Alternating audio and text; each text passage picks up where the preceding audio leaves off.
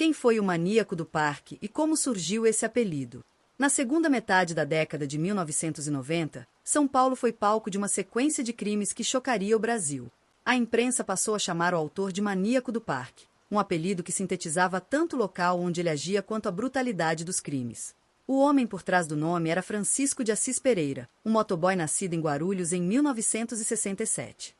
Francisco aparentava ser uma pessoa comum, até simpática, e justamente essa imagem foi sua arma mais eficaz. Ele se apresentava como alguém bem relacionado, dizia ter contatos com agências de publicidade e levava consigo um portfólio falso para convencer mulheres de que poderiam trabalhar como modelos. O local de ação escolhido não era por acaso. O Parque do Estado, na zona sul de São Paulo, com áreas de mata densa e pouco policiamento, tornava-se cenário ideal para abordagens discretas e crimes sem testemunhas. Em uma época em que as oportunidades para jovens modelos eram escassas e a internet ainda engatinhava, a proposta de um ensaio fotográfico parecia realista e tentadora. Essa combinação de falsa oportunidade, carisma e ambiente isolado criou a atmosfera perfeita para que Francisco cometesse uma série de crimes em um curto espaço de tempo. O apelido dado pela imprensa se espalhou rapidamente e passou a estampar as capas dos jornais e programas de televisão, tornando o caso um dos mais comentados do final dos anos 1990. O modus operandi, como Francisco atraía e atacava suas vítimas. O modo de agir do maníaco do parque seguia um padrão frio e calculado.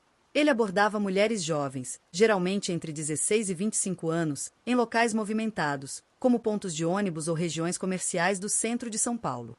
Com discurso ensaiado, apresentava-se como agente ou fotógrafo de uma suposta agência, mostrava seu portfólio e oferecia sessões de fotos remuneradas ou promessas de campanhas publicitárias.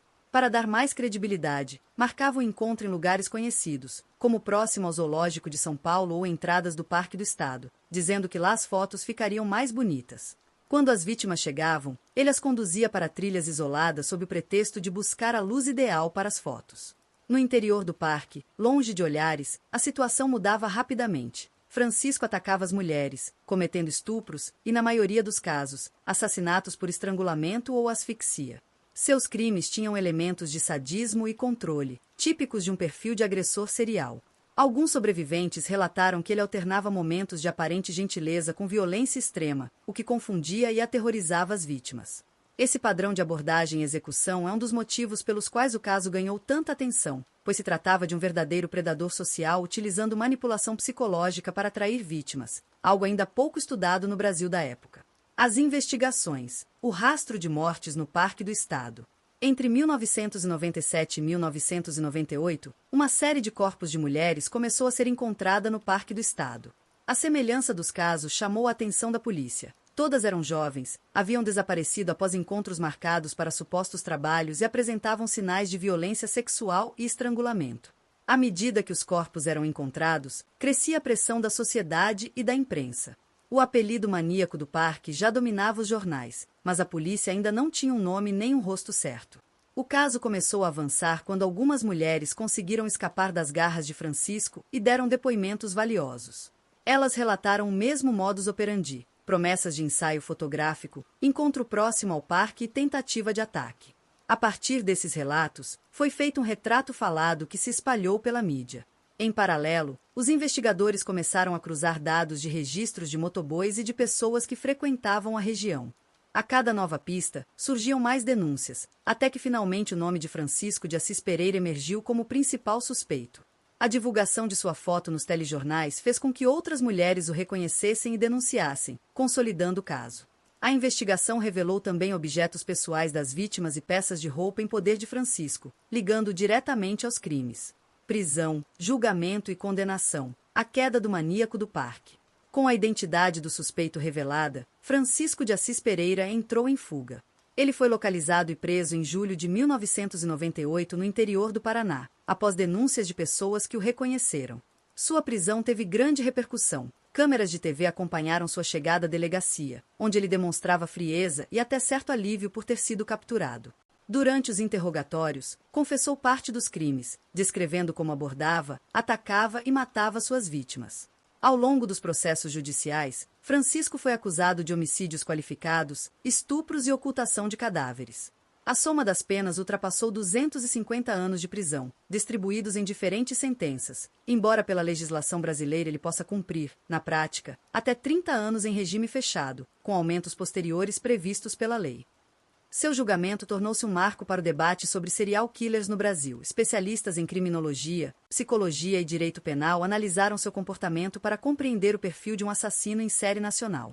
A imprensa explorou intensamente o caso, o que gerou críticas sobre o sensacionalismo, mas também trouxe à tona a necessidade de se discutir políticas públicas de segurança e prevenção de violência contra mulheres.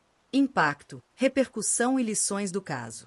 Os crimes do maníaco do parque deixaram marcas profundas na sociedade brasileira.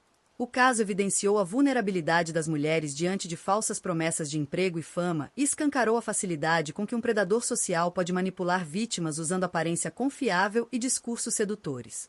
A partir daí, campanhas de alerta foram criadas para que mulheres desconfiassem de propostas muito vantajosas sem comprovação e para que se tomasse cuidado com encontros em lugares isolados.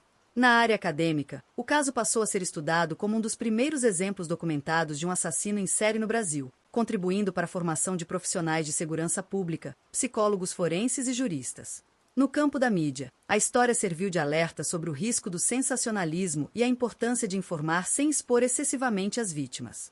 Para as famílias, restou a dor irreparável, em alguns casos, anos de luta por justiça e reconhecimento. Mais de 2 décadas depois, Francisco continua preso e seu nome ainda evoca medo e repulsa. Contar essa história em vídeo não é apenas narrar crimes horríveis, mas também trazer reflexão. Como sociedade, precisamos fortalecer mecanismos de proteção, educar para a prevenção de golpes e dar suporte psicológico e jurídico a vítimas de violência sexual. O caso do maníaco do parque é um retrato sombrio de como a combinação de manipulação, vulnerabilidade e ausência de fiscalização pode resultar em tragédias, mas também é um convite à mudança e ao aprendizado coletivo para que crimes assim sejam evitados no futuro.